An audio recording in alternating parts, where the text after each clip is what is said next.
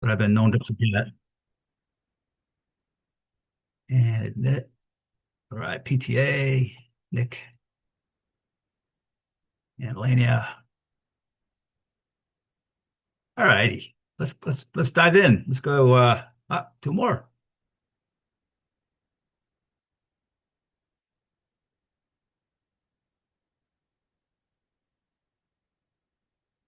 All right. Like I said, we're the stale part's over. All our hypothesis tests and all that. Now we're into the fun improve phase. And let's start with math practice. And before I do that, let's get an update real quick, on where everybody's at, in case I missed anything. This is what I have, guys. If you got me your homework, and I don't have it recorded here, uh, just let me know and I'll check it off. This is what I have so far. And I think next week, as we get into the beginning of the control phase, uh, I'd like to do maybe like stay after if Hunter, Jimmy D, Nick, and Vint can stay over for about 5 minutes. I can take you through. Recording in progress. Is that it? All right. Let's get into so that's what I have. Again, if there's any discrepancies, please let me know. And we're going to get into a little bit more correlation and regression.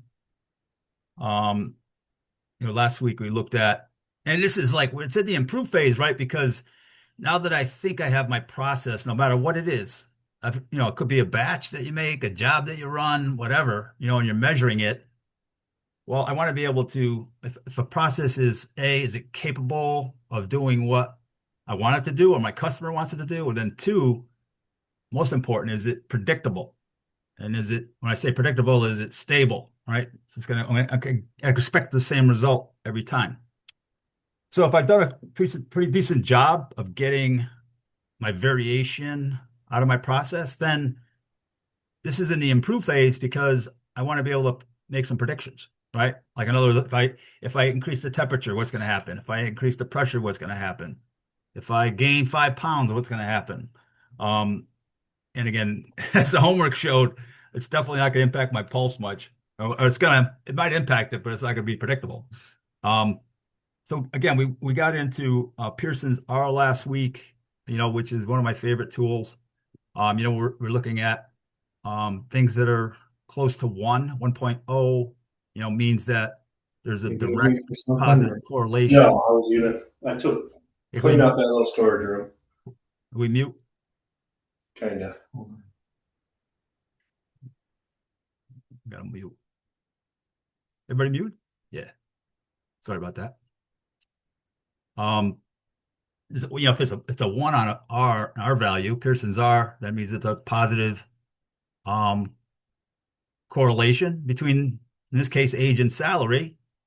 And the homework was not to do it longhand, but to do a scatter diagram for, is there a correlation of any kind between my weight and my pulse? And hopefully this is what you came up with.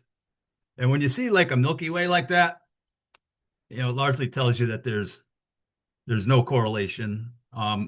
If we look at the R value there, let me grab it.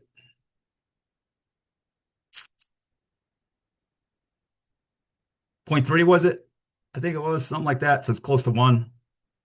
So again, I know there was a bunch of questions on that too from people, saying, "Did I do this right?" It seems a little messed up, but that's what it is. What it is. Um, Today we're going to talk about regression analysis and residuals. And again, it's simple as it can be. Is this dotted blue line? I'm looking at the salary XY diagram again.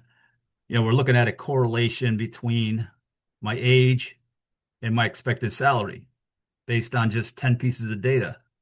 And the residuals, all it is it's the distance that these blue dots are from that dotted trend line, the regression line.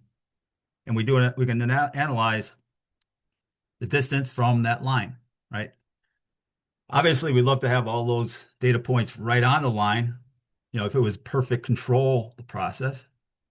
But obviously, there's going to be some residuals. And I think in terms of as we're in the improve phase now, what I want to be able to do is be able to predict, right? So in other words, I would be able to take a Y, a salary, and an X, age. See, X is my independent variable, Y is my dependent variable. So I should be able to punch in any age I want and get an idea of, based on this data set, what my salary would be. I could put in 99 years old and see it's probably not going to be right because I'm sure it's going to go down. I'm sure my salary is going to go down, but you kind of get what I mean. It's theoretically I should be able to predict based on any age I punch in using this formula. So what's this formula? So my Y, my dependent variable, is going to be my age, the X, punch the X in. And then there's this variable, there's this constant, not a constant, but there's a multiplier that we're going to call the slope of the line. And all that is the rise for every step up in the line, how far across do I go? For every step up, how far across do I go? So that's the slope of the line at 1320.5. So I take my Y, what I want to know, which is going to be the salary, and based on those 10 pieces of data for salary, I'm going to take that any X I want. I'll take 60, like 26 years old, and multiply it times the slope of the line, which is going to be 1320.5. Okay. And you say, well, how do we get that number? A couple ways. Obviously, I can do equals slope and then grab the data sets. It's going to ask me for my Y's first, and just highlight your Y's, comma, then highlight my X's, and I get that 1320. And then I'm going to take that product and subtract the y-intercept. And the y-intercept is if I took this line and I just kept going south towards zero, below zero, because if it intercepts the y-axis, it's going to be down below zero here. So largely it's the starting point of where this line is, right? So that's what I want to figure, because I want to know, all right, I know what the rise or run is. Where does it start? In this case, it's minus 6627.7. So if you wanted to, just for fun, if you take a salary, let's pick $29,000. It's going to be equal to 1320.5 times X, which is going to be whatever age that is. And if I subtract the y-intercept. And you'll see that this chart, if I do that math for say 25 years old or 57 years old, the dot is not right on the line. I have a residual here, right? So it's not going to come out to what's in this box. So this is what I would expect. This is the expected Y. These are the observed Ys. And this is a line of best fit, which is a regression line. And that's pretty much what we're going to cover in the PowerPoint, along with a bunch of lean stuff. So I put the homework right on here. It's really, really quick. Let's do the slope and the intercept, just like I did here, using the equals intercept and equals slope. You could do either salary, which is chickening out, or you can do this debacle, this mess, the pulse and the weight. We're going to talk about multi-linear regression also, where we might want to do the same kind of thinking with not only my weight, but my blood pressure and my pulse. So you're adding another X in there that I can control to get to be able to predict. We're going to talk about that a little bit today when we get into the PowerPoint. And then to get the equation on the XY chart, so if you pick the salary one, again, just right click on the box on any one of the data points format trend line, with a right click, and then slide down and check display equation on chart. And I could also display, if I want, the R squared value on the chart. So that's basically my R value times 2, times itself, squared, right? R squared. And then try the data analysis pack. So the data analysis pack, there is, if we go to data analysis, down on the bottom here, you'll see regression. And it's going to ask you for my Y's first. So just highlight them, then highlight my X's. If you include the age and the salary or the pulse and the weight, just hit labels because I'm including that, and what I'm asking for. Let's do a 95% confidence level. And then you could put it in the new worksheet, or you could, like I did, I put it at age 32 down here. And when that pops out, excuse me, I'm most, in this, for our conversation, I'm interested in the age of the intercept. There's the R square. This is what comes out when you use the power. The really fun tool. I mean, I think it's something that is pretty easy to use, and it gives us some idea of whether we have correlation between what we're trying to do and what we need. All right, that's the homework.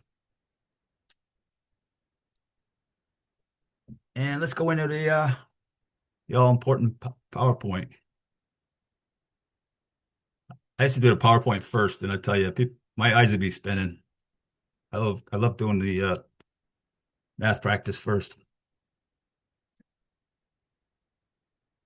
All right, you guys can see this. The last time we talked about selecting improvements, we got into fishbone. Before I go any further with that, I did a coaching lean, which a lot of folks were on last week on Thursday, and it was 2 sessions, half an hour each, 40 minutes, whatever. And I'm thinking doing one, and I had, I don't know, 25 people. And I was like on my knees praying that I'd get anybody to show up.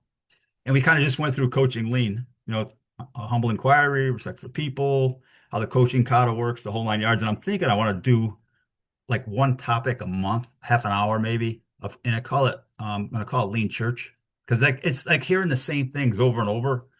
When you're in continuous improvement as a professional, guys, it doesn't always click the first time, the second time, the third time, but then over time, just by hearing the same things and then seeing real live examples in your daily work, things start to click for you. So I'm thinking, for anybody that might be interested in that, I could add you to the list. I wanted to welcome you guys because you've been hanging in here for what, 10, 11 weeks with me.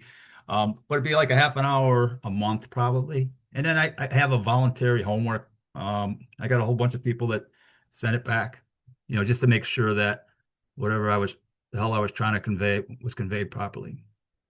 And then last week we got into Pearson's R correlation, and then we've done a bunch of XYs for a while. So today, regression, residuals.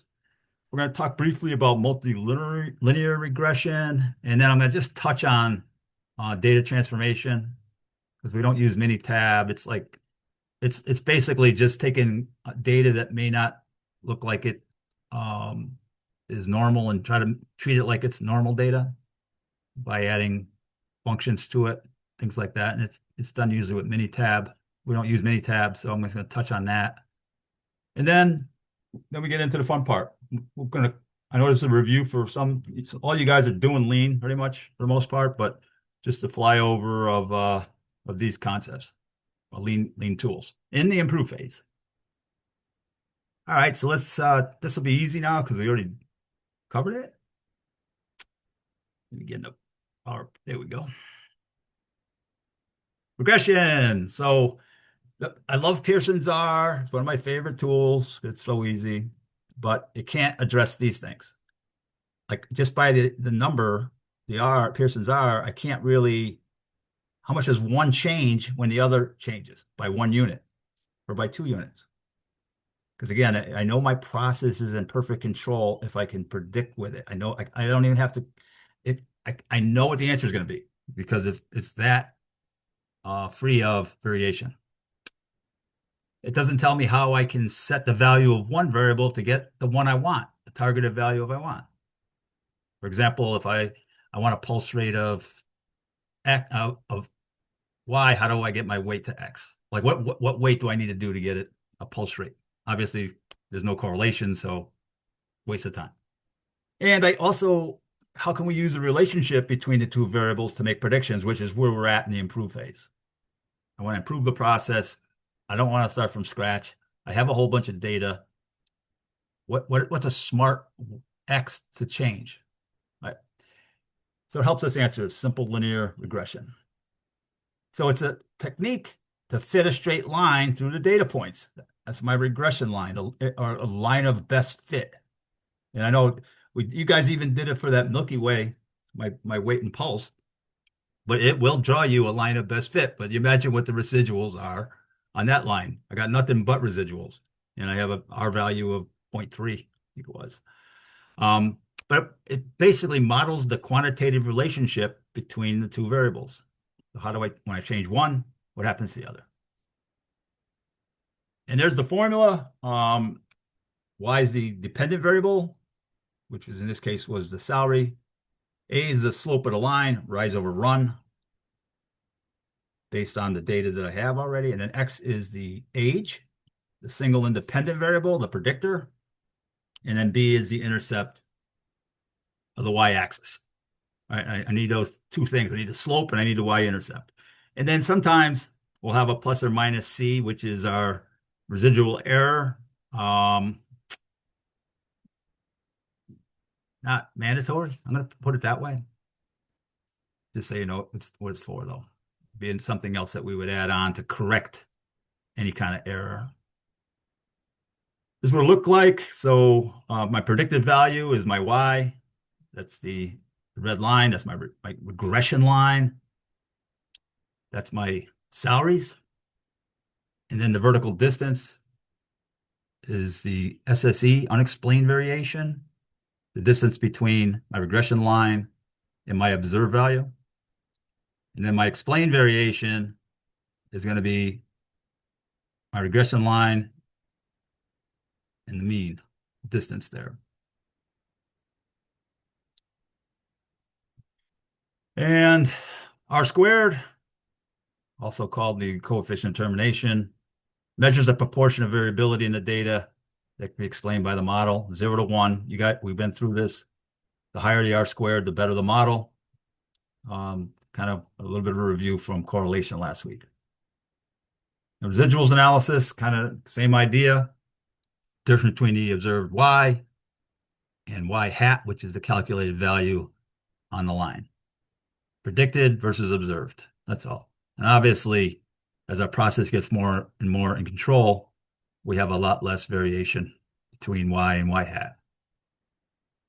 And again, if you do the math, if you take that equation for age and salary and you plug in one of the ages on the chart, you'll see that it comes out to a different salary. And that's because the dot is not going to be on the line, right? The plot is not going to be on the line, on the regression line. Regression equation produces line of best fit, and it's observed minus predicted. This 1,500 slides is very repetitive, isn't it? So why residual analysis? Because the quality of linear regression model should be assessed by defining residuals and examining what happened. Why are they so far off? Especially if there's no relationship, there's no correlation. For example, my weight and my pulse. But if I have a process under control and I see residuals, I want to know why. Because again, I'm trying to get the Six Sigma. I'm trying to lower my variation, my mono variation. And the values of both the sum and the mean of the residuals are 0. And that tells me my process is in control because I have just as many on north of the line, just as many as south of the line. That's basically what it's saying. And the requirements are certain statistical assumptions that residuals analysis helps determine validity of these assumptions. Residuals are normally distributed. So if I graph it, I'm going to get a bell-shaped curve. I'm talking about the residuals, all the data points that are off the line. They're independent. they have a constant variance, and the underlying population relationship is linear. If it doesn't meet these requirements, we had to rebuild the model by replacing the predictor with a new one, adding new predictors. For example, if I take a look at what my weight and my pulse, obviously there has to be something else that correlates with my weight besides my pulse. And that's all multiple linear regression is. It's multiple input variables, and pretty much the assumptions stay the same, the ones we just talked about. And we want to make sure that another assumption is that the predictors are independent. All right, let's talk just quickly about data transformation. So again, it's a tool, and Minitab is the way you would do it. And I think at one time this class was always Minitab was included, but Excel's come a long way, obviously. Can't do everything with it, but it leverages a process to convert non-normal data into normally distributed data to make it simple. So the data is not linear, but I want to be able to perform regression using transformed data. And here's a couple of examples of how I would use formulas, and I have to apply them to every single piece of data to make it look like a bell-shaped curve so I can make predictions. Not a huge fan. Preserve the relative order of the data. Must be smooth and continuous. Most often useful when the ratio of largest to smallest is greater than 2. Pluses and minuses. Linear regression is easier to visually understand and manage. And where required, non-normal data can be changed to resemble normal data for statistical analysis. So if I'm doing, I don't have enough data, I don't have enough history with what I'm measuring, for whatever reason, my data is not normal. It's not a bell-shaped curve. I can use this tool. Disadvantage is difficult to understand, transform units, and really difficult to do without automation or Minitab. I don't think there's any on the exam on this, but I could turn that into that. Chi-square on the left, normal data on the right. All right, lean. Woohoo! You guys can sit back now. All right, anybody ever see these before? What's the goal of lean? People say, well, it's eliminate waste. It's really to generate wealth. That's what it's about. It's a growth strategy where I realize that in order to survive, and I don't care what business I'm in, we have to grow. If you're not growing in business, you're dying, period. That's unfortunately, it's painful, but that's how it is. Because, prices go up, people need to make more money. I wish I could stay the same. You have to continue to grow. Now, there's a couple ways to grow. I can double in sales, which means I got double the number of orders, double raw materials, double the amount of tests, double the amount of everything. Or I could take all my waste out and be able to do a heck of a lot more with the same resources I have. Because people are not doing my number one most important asset, human beings. They're not doing non-value added work. And this is non-value added work, this list of the 8 wastes. And I think they tried to do studies to see if we can get a 9th one. Never happened. The reason I am a zealot, disciple, apostle of lean is I was able to double everybody's pay in my business. Almost doubled in sales without adding one person. Not almost double, 18 million to 32 million in sales without adding one person. And largely it's getting everybody to see these 8 wastes in their work. And then you have to have a process in place, which we're going to talk about in a minute, Kaizen, where people can systematically start chopping out time. Lean is time management. How much time do we spend overproducing? How much time do we spend handling defects? How much time do we spend moving things around? Even inventory. How much time do we have in our inventory? So here's a few of the lean concepts and tools that we can help us drive out those 8 wastes. 5S workplace, sometimes 6S, we're gonna get into that. visual factory and standard work. The 5S, and there's the 5S's down below: sort, set, shine, standardize, sustain. And they come from 5 Japanese words that all begin with S. And many of you on this call do 6S, where we add safety into the mix. I think everybody except Ulrich, because I think safety is implied in everything at Ulrich. It's a method of organizing, improving, and this is the book definition of 5S. In reality, it's visual control and standard work. And one of the fringe benefits of doing 5S or 6S is housekeeping and just looks nice. But that's not the goal. It's not housekeeping, it's not cleaning. It's about visual control and standard work. There's the steps: sort, set, shine, standardize, sustain. There's some of the benefits of 5S. This is a great, especially if you're doing the A3 process, this is a great way to get people into the A3 process, is by doing these kinds of things. Because they're not, you don't have to do a ton of root cause, but just when you're building your improvement routine, your improvement kata, 5S, 6S are good ways to get people doing them.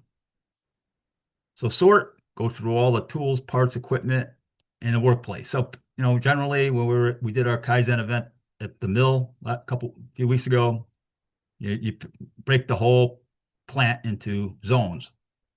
And we picked one zone, and we go through all the tools, parts, equipment in the workplace, and they're either needed or unneeded. And the unneeded ones go bye-bye. This is where like the idea of a red tag event comes in. But you can't do this alone. I didn't get divorced, but my wife was not happy with me because I sorted her grandmother's rocker because it was in the basement for like 3 years, and I sorted it into the dumpster at work. But it's something that you got to do with everybody that works in the area.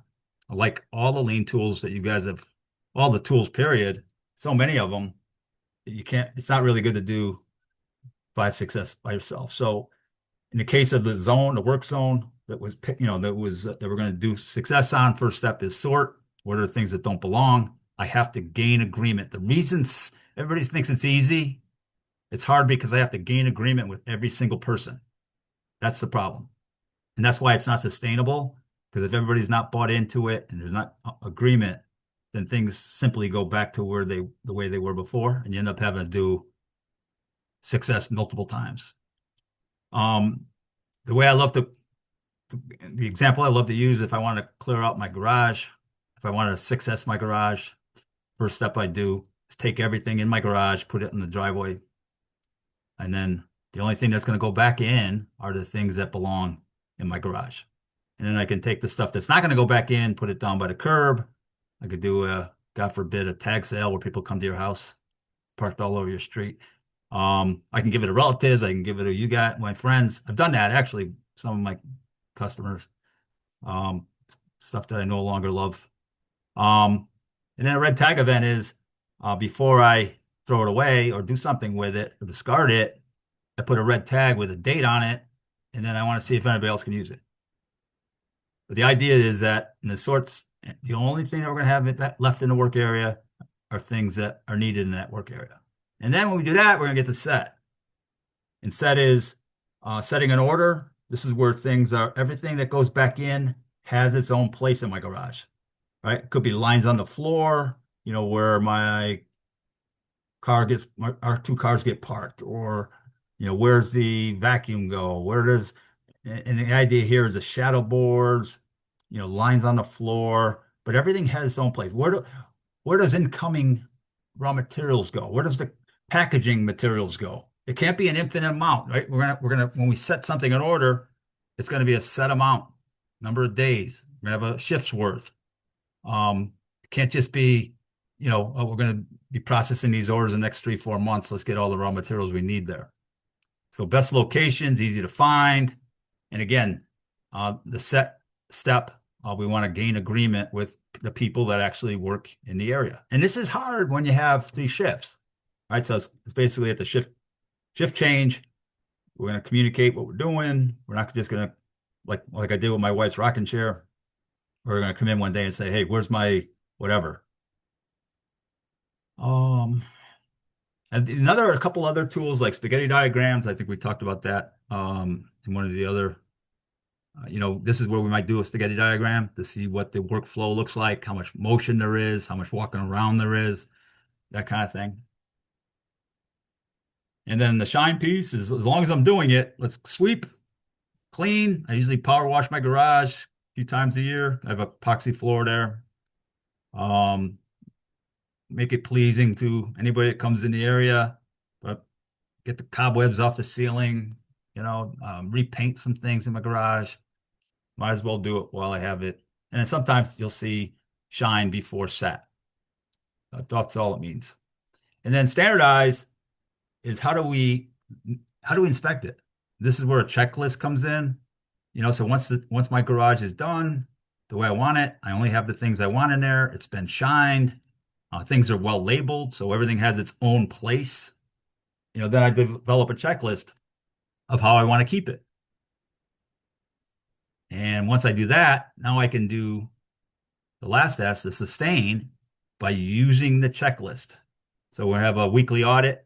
I got Marion's on, right? Hunter, you're on. I think I saw the Nesca on. These guys, how often are you guys auditing all your zones? You got what, 6 zones? Yeah, we got 7 zones now. We're doing it weekly. Yeah, every week, right? And I can't remember the last time you missed. Probably 2 years.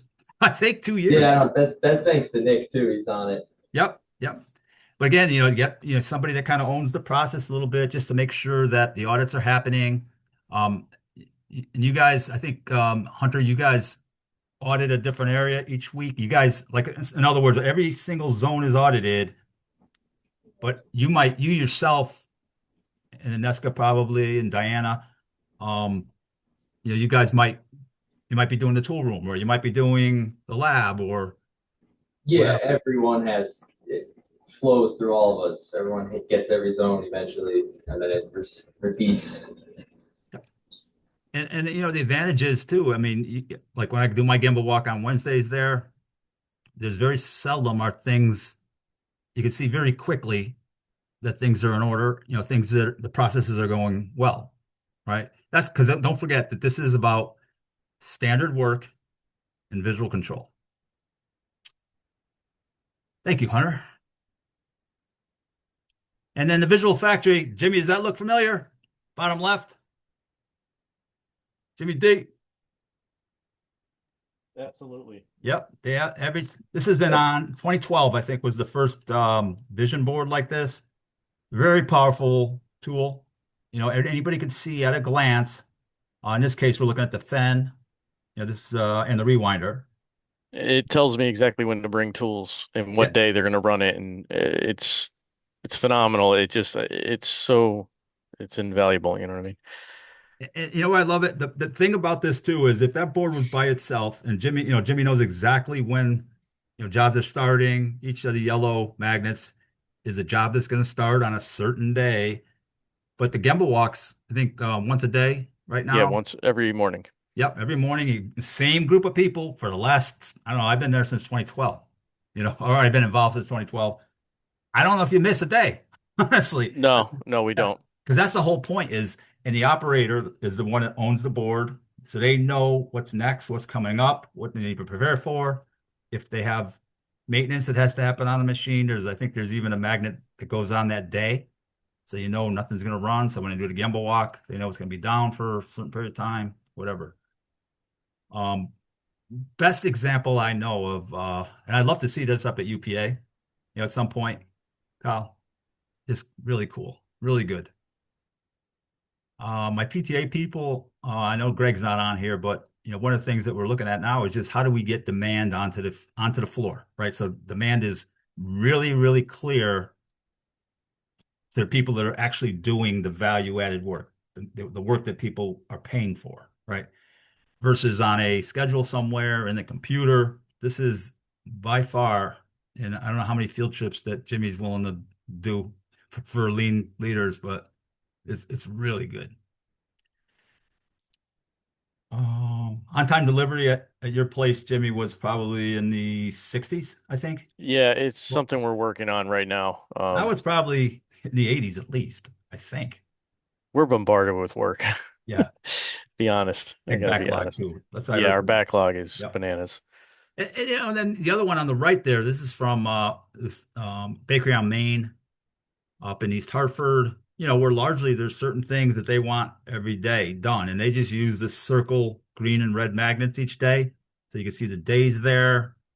You can see the batches per day goal. Did they hit the goal? What's our yield? The yield gets recorded. So everybody, like the status is, does everybody know? Did we have a good day? Did we have a good hour? Did we have a great week? Did we have the best week ever? I mean, nothing more frustrating than going home on a Friday and saying, like, I don't know if we won, lost, tied, got beat. I don't know what happened.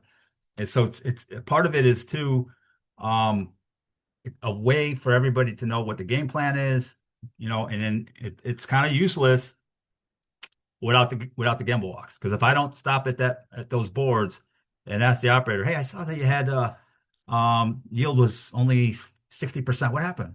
And they'll be able to tell you, guaranteed, guaranteed. Good stuff. So these are both. So if I have a visual factory like you just saw, do 5S, then standard. Now I'm on to standard work, right? Or cycle times, assembly, being able to know how long jobs are going to take. It can't be. It takes as long as it takes, because there's a whole bunch of things that jump in and sabotage us. Unscheduled stops happen or whatever. Once I get to standard work, now I could schedule properly. Um, it's measurable. I have consistency, whole 9 yards.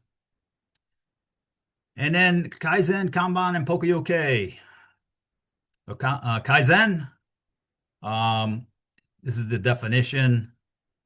The American definition is the philosophy of continuous improvement. Every process can and should be continuously evaluated and improved in terms of time required, resources used, resultant quality, and other aspects relevant to the process. So you see Kaizen, I apologize because I know you guys have heard me say this a million times, but the pictogram on the left, the one that says change, it says change good. Well, change is it's a pictogram of a person with their back to you with a whip in each hand, thrashing themselves. And the pictogram on the right, the good, is an ox sitting on an altar ready for slaughter. So what Kaizen actually means is self-sacrifice for the good of everyone. Self-sacrifice for the good of everyone. On the right is a A3 board at Light Metals Coloring in Southington. So how do I take, when we talk about every process continuously evaluated and improved, how do I get everybody involved in just doing a ton of small improvements? Because Kaizen used to mean every day, like, I mean, 2 or 3 times a year, sticky notes on the wall, Monday through Thursday. I have to have half my plant in a conference room, for 4 days. And I just couldn't sustain it in my own business because A, we had way too many problems that we wanted to address. I couldn't wait for 3 or 4 Kaizen events. And two, I just couldn't afford it. We only had 70 employees. You can't have 25 of us in a conference room all week. So that's where the A3 process came in, and being able to do, if it's a big problem, turn it into smaller ones. And also, how do I build leaders? People that are leading these improvements. They're gaining leadership not leadership training, because basically you have a problem. I have to pull a team together.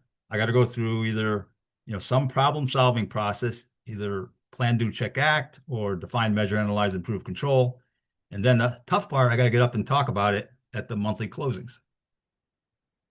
My PTA, I mean, my Hubbard Hall people on here, they do have their closings on Thursday this week, once a month. And I think that you guys are okay. I think my Hubbard Hall people are okay with it. If you guys wanted to sit in on one of their closings, one of the months, I'm sure they'd be fine with it. We have a few sitting in on Thursday already. Still pretty good. Kaizen. So then you have, once in a while, if I can get good at this, right? We have, I don't know, we got 14, 15 improvements closing on Thursday. Um, then if I get good at that workflow, then we can say, all right, maybe a few times a year, we'll go ahead and do a Kaizen event. This one was actually at Oak Brook of Illinois. This is probably one of the first ones that we did together, where all the divisions brought, people came. We did it at the mill a couple month ago or so. But you can go after big things. In this particular one, 3 days, we did the define, measure, and analyze before we even showed up. So when everybody came on site in Illinois, it was just improve, and they did almost 50 A3s in 3 days because everybody knew what they were going to do. Kanban, call it the one you want. For those of you who've done the Lego planes with me, it's pull production scheduling system to determine when to produce, what to produce, how much to produce based on demand. It's tying demand and not overproducing, right? And my hero, Taichi Ono, developed it to reduce the waste in inventory and increase the speed of responding to immediate demand. Inventory is sleeping money. It's also, if I started a business today, I can live for a while on poor sales. I cannot live on, I won't last very long with poor cash flow. Cash flow kills more businesses in this country than poor sales. Principles are only produce products with exactly the same amount that the customers consume. So the idea is always they buy one, make one, or we use one, buy one, just in time kind of. I think I like the idea of thinking of it as a supermarket like this. There's our supermarkets. This is where this idea came from. When Toyota visited the United States, they were enthralled by how our supermarkets work, the process. Because if 10 cans of soup go out the door, it gets replenished with 10 cans of soup at night or whatever their restocking schedule is. But they don't put 20 back on there. They sell 10, they replace 10. And also, if you look at 5S, depending on where you shop, you can pretty much predict where everything's going to be. So there's quite a bit of success in our supermarkets too. There's never like in the winter time when they sell a lot of soup, they don't have like, open cardboard containers on the ground, or 5 shelves more extra or anything like that. Just replenish faster. That's all. So Kanban is it's going to tie demand, whatever our demand is, it's going to tie it to a replenishment system. It could be materials. It could be, you could use a Kanban card to actually do work like we do with the Lego planes. Poke-OK means mistake proofing. It's a mechanism to eliminate defects. And again, last week we got into fishbone. We do 5Y, and it's always the last Y is always we got to go talk to Vincent, or we got to go talk to Jimmy D, and go train. Retraining is not a root cause. Instead, especially if the same errors are happening over and over again, Poke-OK is just simply a way to make the mistake impossible to happen. All right, and I got a couple examples of it. There's contact method, shape, color, size, physical attributes of the items. There's a constant number method and a sequence method. There's a couple of real life examples. One of my favorites, top on the left there, is that one time any one of us can go destroy our automobile by putting diesel and gas or gas and diesel. I forget which one it is. What is it, Jimmy? One of them, your car goes down the road and it blows up, kind of. And mistake proofing there, because that happened a lot of times, but now it's impossible to happen because the diameter of the actual pump, when I pump my gas, I can't fit it. It won't fit. The other one I love, probably, I think a Nobel Prize should go to this person who put the cord on the gas cap, because people used to take the cap off, put it on the roof of the car, fill up the tank, drive off with, and the thing would be on Route 84, the cap. Somebody decided to attach it. Now they don't even have any kind of cap. It just kind of opens up. Kind of cool. Top right, I can't open more than one drawer because otherwise it's going to fall on me. Now the other one's locked when I open it. And then of course everybody knows like with chainsaws and our cars and our equipment, when you read the first 10 pages of every manual that something you buy at Home Depot all has to do with mistake proofing. And then one time people used to run out of gas once in a while. Now you got to really almost try to run out of gas, I think, because it beeps at you, lights up, the whole 9 yards. They never had that before. Hey, is Zach on? Zach, Yep. I hope you don't mind. I made an executive decision on this, but a checklist is another great method for mistake proofing. Like, how do I make sure I don't forget things? And this is the green dot inspection form. And it goes to every order, Zach. Yeah, so they'll go for all of our orders that go in and out of the building. So like we'll have like this checklist specifically for sanitation strategies, and when it doesn't apply to sanitation strategies, as you see, we just put not available. Yep, yep. I love it. And you think about when we take off in an airplane, if they leave Hartford, before they leave Hartford, they got a checklist, and there's 50 things, 60 things on the checklist. And then they have a layover in DC. Guess what? They use the same checklist. And then they stop two more times every single time. But it's a mistake-proofing method to make sure. I have my own leader standard work that I use because I'm in huddles all week. I got meetings all week. And basically on Sundays, I go through my calendar, the things that I've agreed to, get them on my standard work form. And I've been using it for, I don't know, 25, 30 years, probably, even when I was at Duraflex, because there's a lot of things at the end of the week the weekend would come and I didn't accomplish half of what I wanted to. If anybody's interested in that checklist, I can get that to you. Such a helpful tool because Zach and I were talking about this earlier. Are you running your business or is your business running you? That's what it comes down to. And that's what standard work helps with and pokey okay. Guess what? We are on to control. So you guys are gonna get control charts until you throw up over the next week or so. We're learning how to make control charts. We're gonna practice making them. And then we do a little more lean, and then you're gonna be we're on our way to getting a coffee mug. You guys have seen those. Grab one. These bad boys. And a certificate suitable for framing. So we're almost there. Any questions, thoughts? It's a lot more fun, right? Than when we're sitting in the middle of that analyze phase. Anything? Have a great Monday, people. I'll get you the homework off, and I'll see you next week, or probably mostly I'll see you before that. Thanks, Bill. See you guys. You're welcome. Thanks, Bill. Thank you, Bill.